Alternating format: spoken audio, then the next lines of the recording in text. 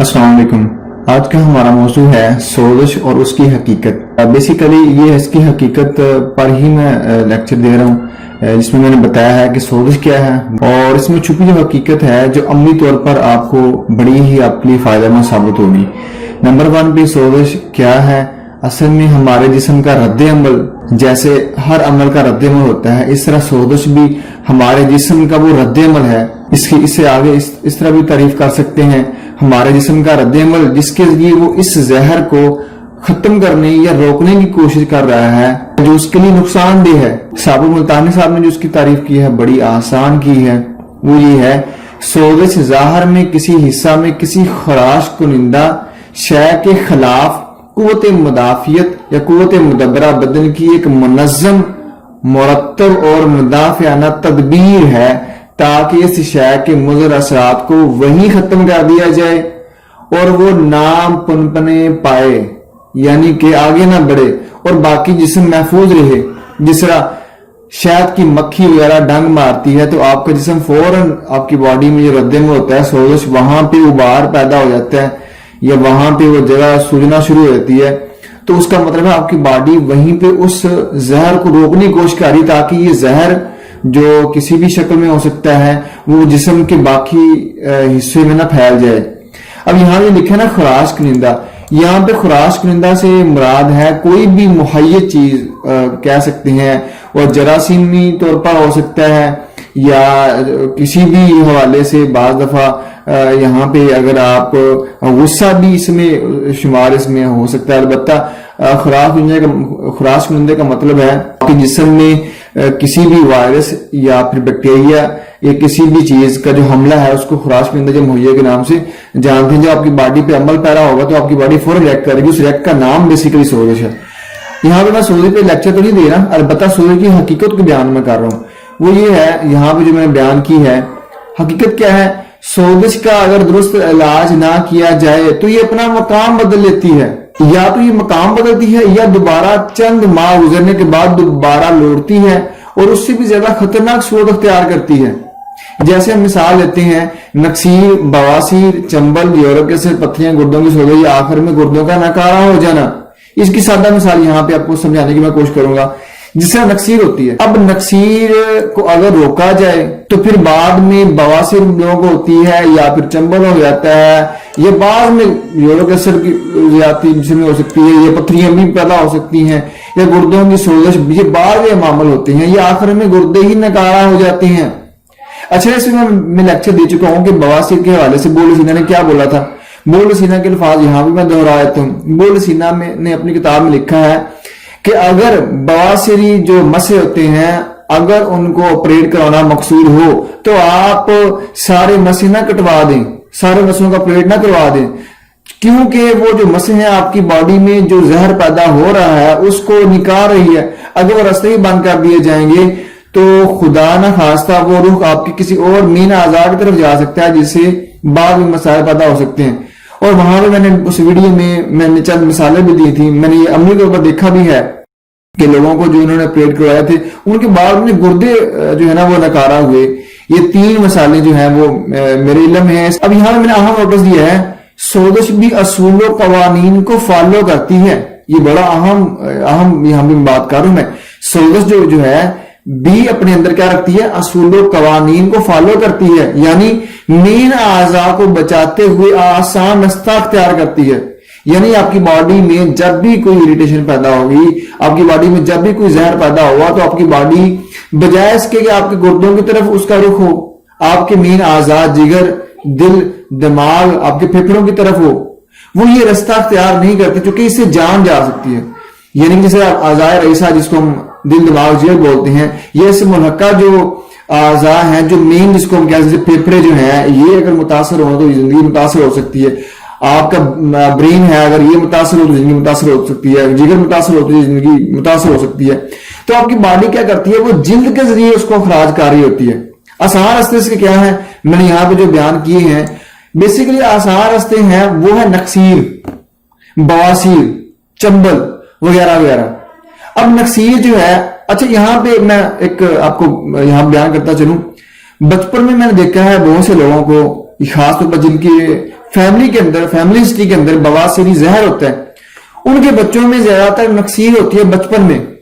وہ اس کے لیے بڑے بڑے اپائے کرتے ہیں، اس کو بڑا بڑا روکنے کی کوشش کرتے ہیں، بہت سی تدابیر اختیار کرتے ہیں.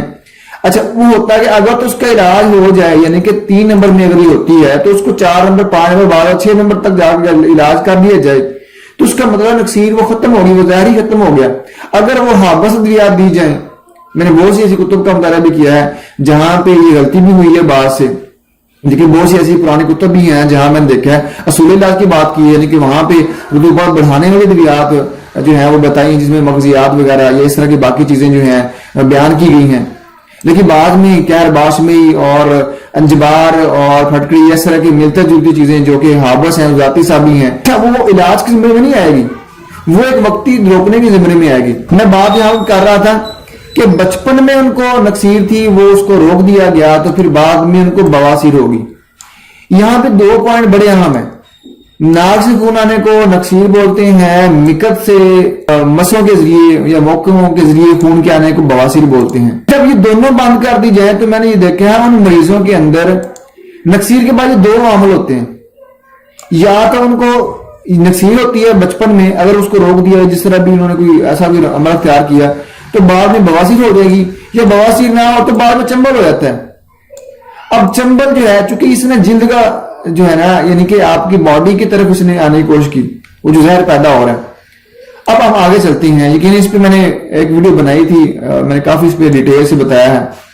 یہاں پہ میں نے سولجر کی حقیقت کے بیان کرتے ہوئے کہ کس طرح وہ جگہ بدلتی ہے. سولجر کا اگر علاج نہ کیا جائے تو کیا کرتی ہے سولجر، آپ کی باڈی کیا کرتی ہے، وہ جگہ کو چینج کرتی ہے یا پھر اسی رستے کو اختیار کرتی ہے، لیکن وہ رستہ جو ہے وہ کافی دیر بعد کرے گی. لیکن وہاں بھی حساب سے میں بات کی ہے تو وہ مرض جو دبے گا وہ بعد میں جب پیش آئے گا، بعد میں جب آئے گا تو وہ اس سے بھی بیان کر ہوگا، یعنی کہ زیادہ تیز ہوگا. لیکن جب اس کا بس نہ چلے، میں نے یہاں پہ بیان کیا ہے، یعنی کہ جب آپ اس کو اسی طرح علاج نہیں کر رہے، جب اس کا بس نہ چلے تو آخر میں وہ مین اعضاء اس کی میں نے بات کی جیسے دل، دماغ، جگر، گردے، پھیپھڑے متاثرہ یا ناکارہ ہو جاتے ہیں، یعنی میں پانی پڑنا استسقاء بھی پیدا ہو جاتا ہے. بعض دفعہ ایسا بھی ہوتا ہے اگر ذاتی وجود شدید وہاں پہ تحریک ہو جائے، یا بعض دفعہ ارتقائی صورت اختیار کرتے ہوئے وجود ذاتی کی طرف تحریک چلی گئی ہے تو وہاں پہ پانی پڑنا. اچھا پانی پڑنا جو ہے نا، یہاں پہ بڑی واضح بات ہے. اب پانی پڑنا جو ہے یہ ایک علامت کو واضح کر رہا ہے، یعنی کہ آپ کی باڈی، آپ کے چونکہ پانی پڑنے کا مطلب ہے آپ کے گردے بھی متاثر ہو چکے ہوئے ہیں، آپ کا جو جگر ہے وہ متاثر ہو چکا ہوا ہے.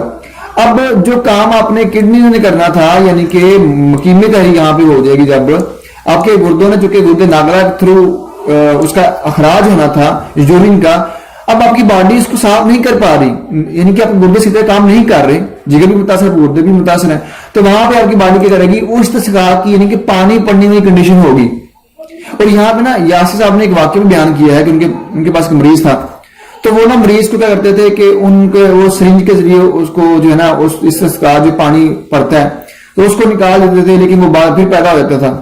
لیکن علاج کیا ہے یہ میں بتا چکا ہوں کہ آپ نے گردے ناکرا کے فیل کو تیز کرنا ہوتا ہے.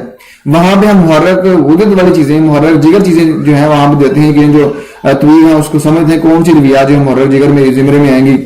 جس کی سادہ مثال یہ ہے کہ آپ غدد صاحب بھی جو 5 نمبر جو دوا ہے وہ اس کے لیے یہ شدید 5 جو ہے اس کے لیے استعمال ہوتی ہے. اس کے علاوہ 6 نمبر میں جو آئے گا جو اکسیر جگر کے نام سے ہے، کلمی شورا اور رحمت چینی اور مشادر وغیرہ، وہ بھی استسقاء کے عمل کو یعنی کہ گردے ناکرا کے فیل کو تیز کرتا ہے، اور ساتھ ہی وہ جو پانی کا اخراج ہے وہ گردوں کے ذریعے جو گردے ناکرا کے فیل کے تیز ہونے کے سبب جو ہے وہ استسقائی حالت جو ختم ہو جاتی ہے.